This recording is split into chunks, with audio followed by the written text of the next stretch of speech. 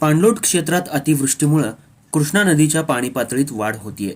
त्या अनुषंगानं सांगली, मिरज आणि कुपवाड महानगरपालिका प्रशासनानं संभाव्य पूर परिस्थिती हाताळण्यासाठी सर्व तयारी पूर्ण केली असून अधिकारी कर्मचारी यांचं प्रशिक्षण आणि आवश्यकता सोयीसुविधा यासह सतर्क आहेत।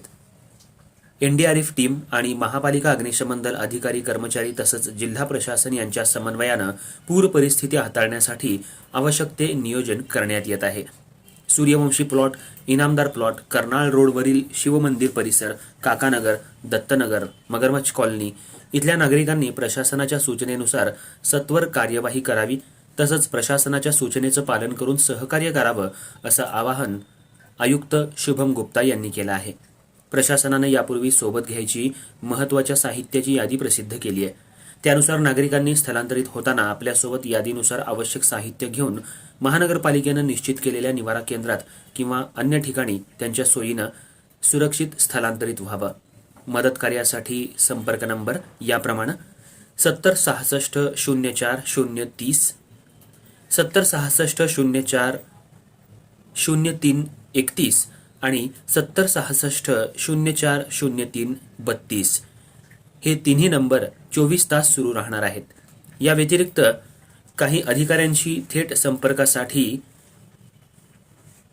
मोबाईल नंबर सहदेव कावडे, प्रभाग समिती क्रमांक 1, मोबाईल 99 22 41 60 20, विद्या सानप, प्रभाग समिती क्रमांक 2, मोबाईल 97 63 48 96 91, सचिन सागावकर, प्रभाग समिती क्रमांक 3, मोबाईल 70 57 56 70 73, अनिस मुल्ला, प्रभाग समिती क्रमांक 4, मोबाईल 79 72 15 57 33, सुनील माळी, मुख्य अग्निशमन अधिकारी, मोबाईल 92 84 13 73 20 आणि नकुल जकाते, सहाय्यक आयुक्त आपत्ती व्यवस्थापन कक्ष, मोबाईल 98 22 18 59 29।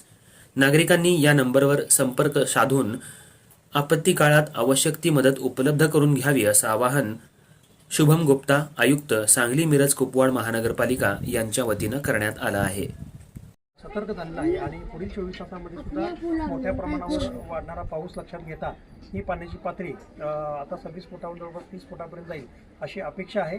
आणि ही संभाव्य परिस्थिती लक्षात घेता महानगरपालिकेच्या वतीनं ज्या भागामध्ये 30 फूट ते 35 फूट या दरम्यान पाणी पातळी गेल्यानंतर सन 2021चा अनुभव लक्षात घेता ज्या भागामध्ये पाणी जाईल तर त्या भागामध्ये नागरिकांना सतर्क राहून स्थलांतरित करण्याच्या दृष्टिकोनातून पूर्वतयारी जी आहे तर ती करण्यासंदर्भात सूचना या ठिकाणी देण्यात आलेल्या आहेत।